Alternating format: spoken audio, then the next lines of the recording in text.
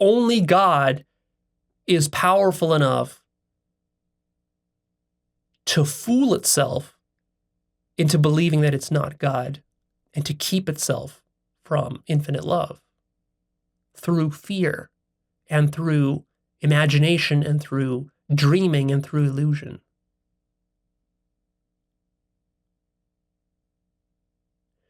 And the reason God structured this entire thing, this is not an accident, this is all by design. The reason it's designed this way is because imagine if you were an unlimited, omnipotent, all-loving being, and you had all the time in the world, and you could create and design anything. What would you create and what would you design? What would be the only worthwhile thing to create? Love. What would be the only worthwhile thing to share? Love. So then, by that logic, the only thing you would create is that which maximizes the sharing of love in the universe. And the way you would do that is by creating finite parts of yourself that don't remember the love, that are disconnected from the love, such that then they can experience the joy and the gift of discovering love. So the structure of the entire universe is designed such that every living being discovers infinite love. And that's what we call death. Ta-da!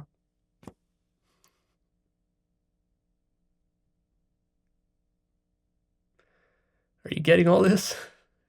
Is it making sense to you now? Why you're here? Precisely why you're here. I want you to understand why it is that you're exactly where you are in your life and not somewhere else. You are where you are because you have to be there. And God completely understands why you are where you are. God is not separate from you. God is looking through your eyes right now, stuck in that limited frame of consciousness that you're stuck in. And God is trying to gently wake you up by sending you little bits of love, by injecting you with some passion and some desire. Notice what all of your desires in your entire life have really been about. What you've really sought is you've sought a sense of completeness. That's really what you want in your life. You don't really want money. You don't really want sex. You don't really want a fast car. You don't want a big house. You don't want to live in another country. All of those things were just things you thought you needed in order to feel whole and complete and at peace, to be satisfied, to feel loved, to love your own self. That's the only thing you've ever wanted. You've wanted to be unlimited and infinite.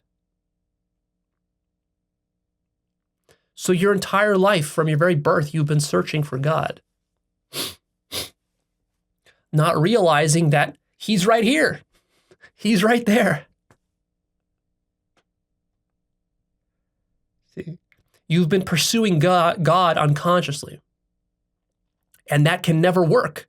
You can't reach God unconsciously because God is infinite consciousness. You see, you might say, well, Leo, but if God was so loving, why wouldn't God just create humans in such a way that they would just instantly recognize God? God can't do that, because that would be to force an unconscious thing to be conscious. That's impossible. Consciousness is the only thing that can become conscious of itself. So if you don't realize that you're God and that you're love and that you're infinite, nobody else can, because you're the only thing there is. You're it. You have to awaken to itself. God has to awaken to itself. Stop thinking of God as some other up there somewhere who's better than you or higher than you or more powerful than you. It's you, but you're stuck in your own self. You have to get over yourself in order to actualize yourself as God. And then it'll all be crystal clear and you'll completely understand why it had to be this way. It makes complete and perfect sense. It's a design of the most brilliant order.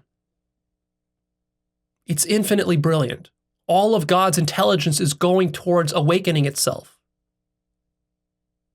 which is the same thing as to say towards the sharing of its love with all beings.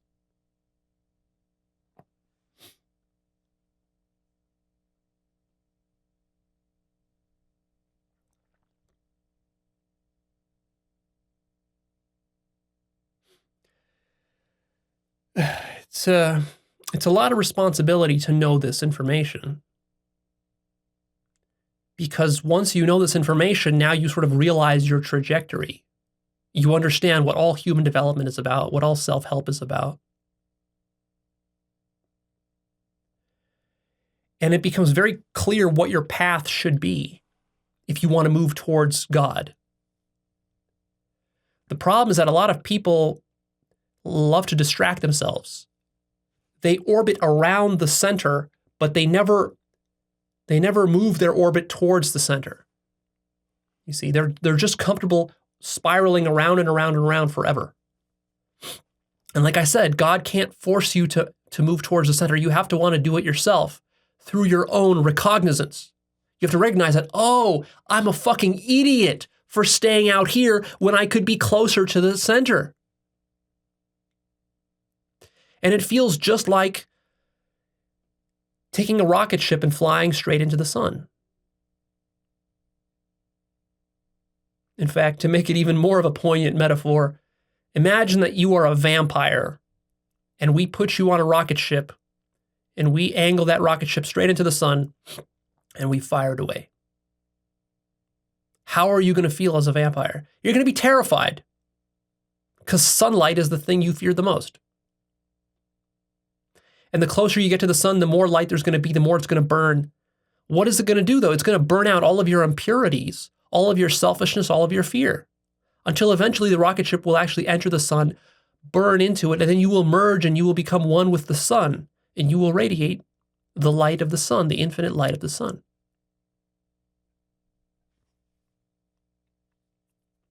That's what human life is about. And then the only question is, how far away are you from the center? And then how willing are you to move towards the center? And then what are the action steps you got to do to kind of close your orbit in closer and closer and closer until eventually you burn up into the sun? And are you willing to do that at all? Because I would probably estimate that 98% of humans are not willing to actually go all the way to the singularity. They're willing to approach, get closer, and as you get closer, your life gets better, society gets nicer, people treat each other better. But that final step to completely extinguish yourself into that singularity, you're gone forever. You become nothingness forever. You cease material existence.